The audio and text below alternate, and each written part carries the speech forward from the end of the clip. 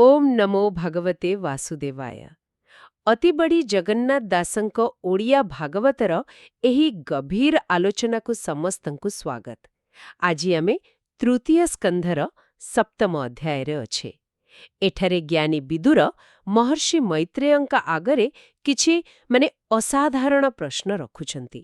ଏଗୁଡ଼ିକ କେବଳ ପ୍ରଶ୍ନ ନୁହେଁ, ଏହା ଏକ ସମ୍ପୂର୍ଣ୍ଣ ଜୀବନର ନକ୍ସା ପାଇଁ ଅନୁରୋଧ। ନିଶ୍ଚିତ ଭାବରେ ଏହା ଏକ ସାଧାରଣ ପ୍ରଶ୍ନୋତ୍ତର ପର୍ବଠାରୁ ବହୁତ ବେଶୀ। ଏହା ହେଉଛି ଜଣେ ସତ୍ୟ ଅନ୍ୱେଷୀଙ୍କ ଯାତ୍ରା। ସେ ଦେଖନ୍ତୁ, ସାମାଜିକ ନିୟମରୁ ଆରମ୍ଭ କରୁଛନ୍ତି ଆଉ ବ୍ରହ୍ମାଣ୍ଡର ରହସ୍ୟ ପର୍ଯ୍ୟନ୍ତ ଯାଉଛନ୍ତି। ଆଉ ଶେଷରେ ଆତ୍ମାର ସ୍ୱରୂପ। ତେବେ ଚାଲନ୍ତୁ ବିଦୁରଙ୍କ ଏହି ଜ୍ଞାନ ପିରାମିଡର ପ୍ରଥମ ସ୍ତରରୁ ଆରମ୍ଭ କରିବା। ଯଜ୍ଞ ବିଧାନେ ବେଦବିଧି, ଯୋଗ ସାଧନେ ଯେତେ ସିଦ୍ଧି, ନିଷ୍କାମ ସାଂଖ୍ୟ ବିଦ୍ୟା ସାର ଯେ ତନ୍ତ୍ରମନ୍ତ୍ରର ବିଚାର। ପାଶପଥର ବୈଷମ୍ୟ, ଯେ ଅନୁଲୋମ ପ୍ରତିଲୋମ, ଜୀବର ଗତି ଯେତେ ମାର୍ଗେ, ଯେ ରୂପ ଗୁଣ କର୍ମଯୋଗେ, ଧର୍ମାର୍ଥ କାମ ମୋକ୍ଷାଦି, ଯେ ମାର୍ଗେ ଯେମନ୍ତ ସମ୍ପାଦି, ଯେ ବାର୍ତ୍ତା ଦଣ୍ଡନୀତି ବେନି, ଯେ ବେଦବିଧି ଅନୁମାନି, ଶ୍ରାଦ୍ଧର ଯେବା ନୀତିବିଧି, ପିତୃଗଣଙ୍କ ସ୍ଥାନ ସିଦ୍ଧି। ବାଃ, କେତେ ବଡ଼ ତାଲିକାଟେ ନୁହେଁ? ହଁ, ବହୁତ ବ୍ୟାପକ। ଯଜ୍ଞଠୁ ଆରମ୍ଭ କରି ଯୋଗ, ସାଂଖ୍ୟ ଦର୍ଶନ, ଏପରିକି ଦଣ୍ଡନୀତି, ସବୁକିଛି ଅଛି ଏଥିରେ। ଏକଦମ। କିନ୍ତୁ ମୋ ମନରେ ଗୋଟେ ପ୍ରଶ୍ନ ଆସୁଛି, ଏତେ ସବୁ ନିୟମ କାନୁନ, ଏହାର ପ୍ରକୃତ ଉଦ୍ଦେଶ୍ୟ କ'ଣ? କେବଳ ନିୟମ ପାଳନ କରିବା, ନା ଏହା ପଛରେ ଆଉ କିଛି ଗଭୀର କଥା ଅଛି? ବହୁତ ଭଲ ପ୍ରଶ୍ନଟିଏ। ଦେଖନ୍ତୁ, ବିଦୁର ଏଠି କେବଳ ନିୟମର ତାଲିକା ମାଗୁନାହାନ୍ତି। ସେ ଗୋଟେ ପୁରା ସିଷ୍ଟମକୁ, ଗୋଟେ ସମନ୍ୱିତ ବ୍ୟବସ୍ଥାକୁ ବୁଝିବାକୁ ଚେଷ୍ଟା କରୁଛନ୍ତି।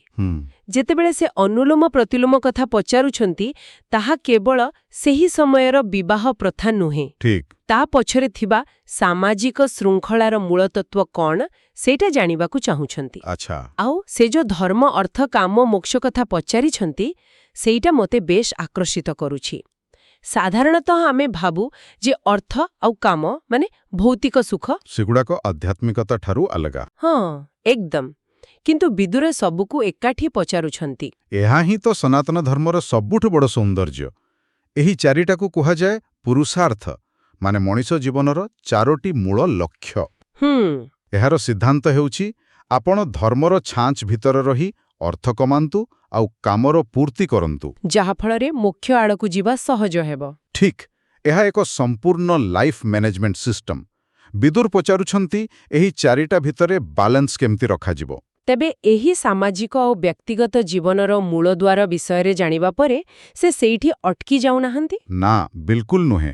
ଏହା ପରର ପ୍ରଶ୍ନଗୁଡ଼ିକୁ ଆହୁରି ଆଶ୍ଚର୍ଯ୍ୟଜନକ। ସୁଲଳିତ କଣ୍ଠରେ ଶ୍ଲୋକ ପାଠ। ଗ୍ରହ ନକ୍ଷତ୍ର ତାରାଗଣ, ଯେକାଳ ଚକ୍ରର ପ୍ରମାଣ, ଦାନ ତପସ୍ୟା ଫଳଜତେ, ଯେଅବା ଲାଭ ଇଷ୍ଟାପୂର୍ତେ, ପ୍ରବାସ ସ୍ଥିତି ଯେବା ଧର୍ମ, ଆପଦକାଳେ ଯେବା କର୍ମ। ଦେଖନ୍ତୁ, ଏଠି କେତେ ବଡ଼ ଛଲାଙ୍ଗ! ହଁ। ସିଧା ଶ୍ରାଦ୍ଧ ବିଧିରୁ ଉଠି ଗ୍ରହ ନକ୍ଷତ୍ରଙ୍କ ଗତିବିଧି ପର୍ଯ୍ୟନ୍ତ, ସାମାଜିକ ନିୟମରୁ ସିଧା ବ୍ରହ୍ମାଣ୍ଡର ନିୟମ। ଏ ଦୁଇଟା ଭିତରେ ସମ୍ପର୍କ କ'ଣ? ଆପଣ ଏକଦମ ମୂଳ କଥାଟାକୁ ଧରିଛନ୍ତି। ଏହା ହିଁ ବୈଦିକ ଦର୍ଶନର ଆଧାର, ଯଥା ପିଣ୍ଡେ ତଥା ବ୍ରହ୍ମାଣ୍ଡେ। ଯାହା ଏହି ଶରୀରରେ ଅଛି, ତାହା ସମଗ୍ର ବ୍ରହ୍ମାଣ୍ଡରେ ଅଛି। ହଁ, ବିଦୁରଙ୍କ କହିବା କଥା ହେଲା, ଆମର ଯେଉଁ ବ୍ୟକ୍ତିଗତ କର୍ମ, ଯେମିତିକି ଦାନ, ତପସ୍ୟା, ଏଗୁଡ଼ିକ କିଛି ଅଲଗା ଘଟଣା ନୁହେଁ। ଏହାର ପ୍ରଭାବ ସିଧାସଳଖ ଏହି ବ୍ରହ୍ମାଣ୍ଡୀୟ ବ୍ୟବସ୍ଥା ଉପରେ ପଡ଼େ। ଆମର ପ୍ରତ୍ୟେକ କର୍ମ ଏହି ବିରାଟ କାଳଚକ୍ରରେ ଗୋଟେ ତରଙ୍ଗ ସୃଷ୍ଟି କରେ। ବାଃ, ଏହା ତ ଏକ ଅତ୍ୟନ୍ତ ଶକ୍ତିଶାଳୀ ବିଚାର। ଏହାର ମୋର ଦାୟିତ୍ୱ କେବଳ ମୋ ସମାଜ ପାଇଁ ନୁହେଁ, ବରଂ ପୁରା ବ୍ରହ୍ମାଣ୍ଡ ପାଇଁ। ହଁ, ଆଉ ସେଠି ଇଷ୍ଟାପୂର୍ତେ ବୋଲି ଗୋଟେ ଶବ୍ଦ ଅଛି।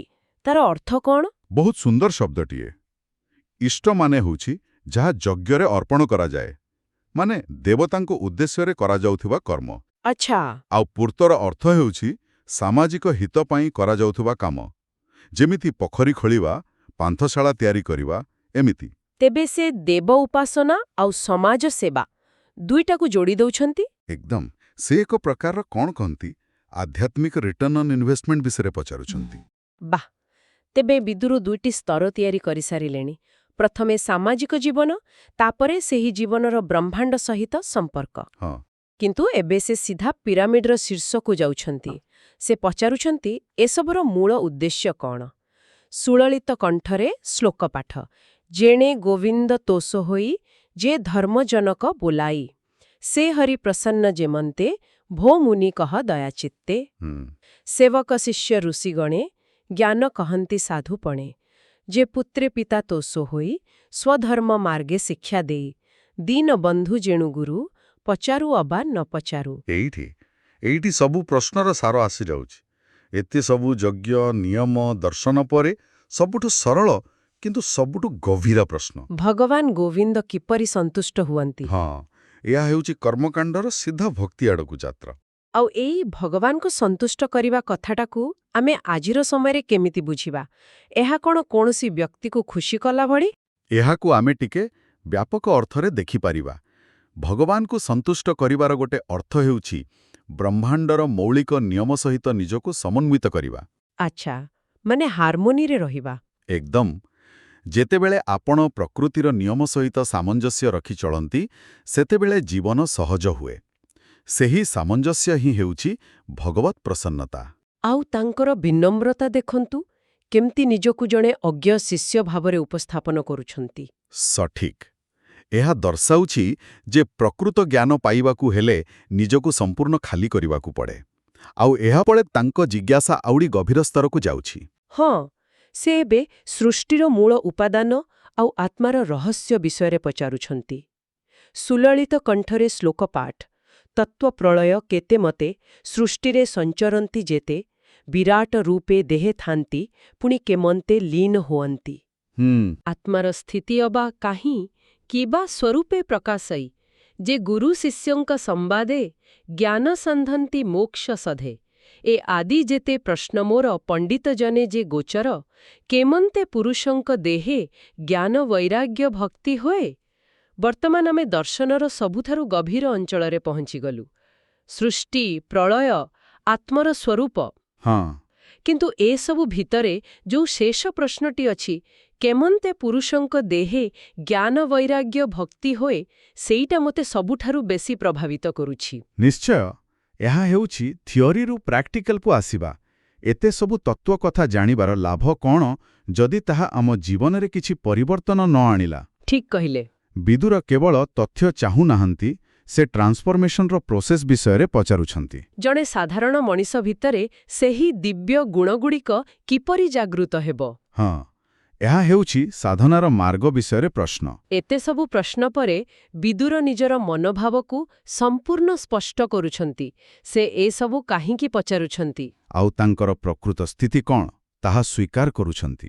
କରି ପୁଚ୍ଛିଲି ତୁମ୍ଭର ଅଗ୍ରତେ, ଭୋ ମୁନି କହ ସର୍ବମୋତେ, ଯେଣୁ ମାୟାରେ ପଡ଼ି ମୁହିଁ, ଜ୍ଞାନ ବିହୀନେ ଅନ୍ଧ ହୋଇ, ତୁମ୍ଭ କୃପାରେ ଚକ୍ଷୁ ପାଇ, ନିର୍ଭୟେ ବିହରିବି ମୁହିଁ, ଜୀବର ଯେବା ଭୟ ଦହେ, ହରି ଦେଖାଏ ସର୍ବଦେହେ, ଯେତେ ଏ ବେଦଯଜ୍ଞ ମନ୍ତ୍ର, ତପ ସମାଧି ଦାନ ତୀର୍ଥ, ଏ ପୁଣ୍ୟ କଳା ମାତ୍ରେସମ୍, ନୁହନ୍ତି ବେଦ ଆଦି କର୍ମ।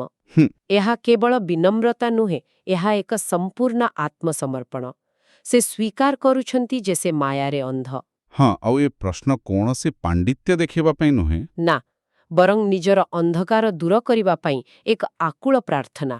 ସେ କହୁଛନ୍ତି ଏହା ମୋର ଭୟମୁକ୍ତ ହେବାର ଆବଶ୍ୟକତା। ଏବଂ ସେଇ ଶେଷ ଦୁଇଟି ପଦରେ ବିଦୁର ନିଜେ ହିଁ ତାଙ୍କର ସମସ୍ତ ପ୍ରଶ୍ନର ସାରାଂଶ ଦେଇ ଦେଉଛନ୍ତି। ସତରେ? ହଁ, ଏହା ହିଁ ଏହି ପୂରା ଅଧ୍ୟାୟର ଶିଖର। ସେ କହୁଛନ୍ତି ଜୀବର ଯେବା ଭୟ ଦହେ, ହରି ଦେଖାଏ ସର୍ବଦେହେ। ବାଃ! ଜୀବନର ସବୁ ଭୟ ସେତେବେଳେ ହିଁ ଦୂର ହୁଏ ଯେତେବେଳେ ଜଣେ ସବୁ ପ୍ରାଣୀଙ୍କ ଭିତରେ ସେଇ ଏକ ପରମାତ୍ମାଙ୍କୁ ଦେଖିପାରେ। ଆଉ ଏହି ଅନୁଭୂତି ଆଗରେ ବାକି ସବୁ କିଛି ତୁଚ୍ଛ। ସେ ସ୍ପଷ୍ଟ କହୁଛନ୍ତି ଯେ ବେଦ, ଯଜ୍ଞ, ତପ, ଦାନ, ତୀର୍ଥ ଏସବୁ ମହାନ ପୁଣ୍ୟ କର୍ମ ମଧ୍ୟ ସେହି ଅନୁଭୂତିର କଳାଏ ସହିତ ବି ସମାନ ନୁହେଁ। ଏହା ତ ଏକ ବୈପ୍ଳବିକ କଥା। ସବୁ କର୍ମକାଣ୍ଡକୁ ଏହା ଗୌଣ କରିଦେଉଛି। ଏହା ହେଉଛି ଭାଗବତ ଧର୍ମର ମୂଳ ନିର୍ଯାସ। ଏହା କର୍ମକାଣ୍ଡକୁ ମନା କରୁନାହିଁ, କିନ୍ତୁ ତାର ସୀମା ଦେଖାଉଛି। ସେଗୁଡ଼ିକ ସାଧନ କିନ୍ତୁ ସାଧ୍ୟ ନୁହେଁ। ଆଚ୍ଛା, ପରମ ଲକ୍ଷ୍ୟ ହେଉଛି ସେହି ସମଦର୍ଶନ, ସେହି ପ୍ରେମମୟ ଦୃଷ୍ଟି। ଏକଦମ। ତେବେ ଏତେ ଗଭୀର ଆଉ ଭକ୍ତିପୂର୍ଣ୍ଣ ପ୍ରଶ୍ନ ଶୁଣିଲା ପରେ ମହର୍ଷି ମୈତ୍ରେୟଙ୍କର ପ୍ରତିକ୍ରିୟା କ'ଣ ଥିଲା? ହଁ, ସେଇଟା ବି ବହୁତ ମହତ୍ତ୍ୱପୂର୍ଣ୍ଣ। ସୁଲଳିତ କଣ୍ଠରେ ଶ୍ଲୋକ ପାଠ। ଏମନ୍ତେ ପୁରାଣ ସଂକଳ୍ପେ ବିଦୁର ମୈତ୍ରେୟ ସମୀପେ ଆନନ୍ଦେ ଯେତେ ପଚାରିଲା ସୃଷ୍ଟି ସମ୍ବନ୍ଧେ ବିଷ୍ଣୁଲୀଳା। ଶୁଣି ହରଷ ମୁନିବର ବୋଲନ୍ତି ଶୁଣ ହେ ବିଦୁର। ଜାନ୍ତି ତରି ତୃତୀୟ ସ୍କନ୍ଧେ ଭାଗବତ କହଇ ଦାସ ଜଗନ୍ନାଥ। ମୈତ୍ରେୟ ମୁନି ଅତ୍ୟନ୍ତ ଆନନ୍ଦିତ ହେଲେ। ଜଣେ ଯୋଗ୍ୟ ଶିଷ୍ୟ ପାଇଲେ ସଦ୍ଗୁରୁଙ୍କୁ ଯେଉଁ ଆନନ୍ଦ ମିଳେ, ଏହା ସେହି ଆନନ୍ଦ। ହଁ, ଆଉ ସେ ବିଦୁରଙ୍କର ପ୍ରଶ୍ନକୁ କେବଳ ବ୍ୟକ୍ତିଗତ ଜିଜ୍ଞାସା ଭାବରେ ଦେଖିଲେନି, ସେ ବୁଝିପାରିଲେ ଯେ ଏହା ଲୋକ କଲ୍ୟାଣ ଉଦ୍ଦେଶ୍ୟରେ ପଚରାଯାଇଛି। ପୁରାଣ ସଂକଳ୍ପେ ଠିକ୍, ଆଉ ସେ ଯେଉଁ କଥାଟି କହିଲେ ତାହା ଅତ୍ୟନ୍ତ ଗୁରୁତ୍ୱପୂର୍ଣ୍ଣ। ସେ କହିଲେ କେବଳ ପ୍ରଶ୍ନକର୍ତ୍ତା ନୁହେଁ, ଯିଏ ଏହି ପ୍ରଶ୍ନକୁ ଶୁଣେ ବା ଉଚ୍ଚାରଣ କରେ, ସେ ମଧ୍ୟ ବିଷ୍ଣୁଙ୍କ ମାୟାର ମୁକ୍ତ ହୋଇଯାଏ। ବା, ଏହା ହରିକଥାର ଶକ୍ତିକୁ ଦର୍ଶାଉଛି। ଏକ୍ଜାକ୍ଟଲି, କେବଳ ଶ୍ରଦ୍ଧାର ସହିତ ଏହି ଜ୍ଞାନର ସଂସ୍ପର୍ଶରେ ଆସିବା ମାତ୍ରେ ହିଁ ମୁକ୍ତିର ପ୍ରକ୍ରିୟା ଆରମ୍ଭ ହୋଇଯାଏ। ତେବେ ବିଦୁରଙ୍କର ଏହି ପ୍ରଶ୍ନମାଳା କେବଳ ଆଗାମୀ ଆଲୋଚନାର ଭୂମିକା ନୁହେଁ, ଏହା ନିଜେ ହିଁ ଏକ ସମ୍ପୂର୍ଣ୍ଣ ଆଧ୍ୟାତ୍ମିକ ଦର୍ଶନ। ଏହା ଆମକୁ ଶିଖାଉଛି ଯେ କିପରି ପ୍ରଶ୍ନ ପଚାରିବା ଉଚିତ। ହଁ, ଆଉ ଜ୍ଞାନର ଯାତ୍ରା କେଉଁ ଦିଗରେ ଯିବା କଥା, ଆଜିର ଏହି ଆଲୋଚନା ଆମ ପାଇଁ ଗୋଟିଏ ଚିନ୍ତନ ଛାଡ଼ିଯାଉଛି। କ'ଣ ସେଇଟା? ବିଦୁରଙ୍କର ପ୍ରଶ୍ନର କ୍ରମ ଥିଲା ବାହ୍ୟରୁ ଆଭ୍ୟନ୍ତରୀଣ ଆଡ଼କୁ, ସମାଜରୁ ବ୍ରହ୍ମାଣ୍ଡ, ବ୍ରହ୍ମାଣ୍ଡରୁ ଈଶ୍ୱର, ଆଉ ଈଶ୍ୱରରୁ ଆତ୍ମା। ଆମେ ଆମ ନିଜ ଜୀବନରେ ଜ୍ଞାନ ଖୋଜିଲା ବେଳେ କ'ଣ ଏହି କ୍ରମକୁ ଅନୁସରଣ କରୁ, ନା ଆମେ ପ୍ରାୟତଃ ବାହ୍ୟିକ ନିୟମ ଆଉ ତଥ୍ୟ ଭିତରେ ଅଟକି ଯାଉ? ଆଉ ସେହି ଅନ୍ତିମ ପ୍ରଶ୍ନ, ମାନେ ଏସବୁର ମୂଳ ଉଦ୍ଦେଶ୍ୟ କ'ଣ, ତାହା ପଚାରିବାକୁ ଭୁଲିଯାଉ। ଏହା ମୋ ଜୀବନକୁ କିପରି ରୂପାନ୍ତରିତ କରିବ, ଏହି ପ୍ରଶ୍ନଟି। ଏକ ଗଭୀର ଚିନ୍ତନ। ବିଦୁରଙ୍କର ଏହି ଗଭୀର ଜିଜ୍ଞାସା ଓ ଭଗବତ୍ ପ୍ରେମ ଆମ ସମସ୍ତଙ୍କ ପାଇଁ ପ୍ରେରଣା। ଆପଣଙ୍କର ଭକ୍ତି ଓ ଶ୍ରଦ୍ଧାକୁ ବ୍ୟକ୍ତ କରିବା ପାଇଁ କମେଣ୍ଟ ବକ୍ସରେ ଓମ୍ ନମୋ ଭଗବତେ ବାସୁଦେବାୟ ନିଶ୍ଚୟ ଲେଖନ୍ତୁ। ହଁ, ଆଉ ଏହିଭଳି ଆହୁରି ଅନେକ ଉପଯୋଗୀ ବିଷୟବସ୍ତୁ ପାଇବା ପାଇଁ ଆମ ଚ୍ୟାନେଲକୁ ସବସ୍କ୍ରାଇବ୍ କରନ୍ତୁ। ଆଗାମୀ ଆଲୋଚନାରେ ଆମେ ଶୁଣିବା ମହର୍ଷି ମୈତ୍ରେୟ କିପରି ଏହି ମହାନ ପ୍ରଶ୍ନଗୁଡ଼ିକର ଉତ୍ତର ଦେବା ଆରମ୍ଭ କରୁଛନ୍ତି। ସେ ପର୍ଯ୍ୟନ୍ତ ଆମ ସହିତ ଯୋଡ଼ି ହୋଇ ରହିଥିବାର ଧନ୍ୟବାଦ। ଆପଣ ଶୁଣୁଛନ୍ତି ରେଡିଓ ତୋଷାଳୀ, ଆମ ମାଟିର ସ୍ୱର।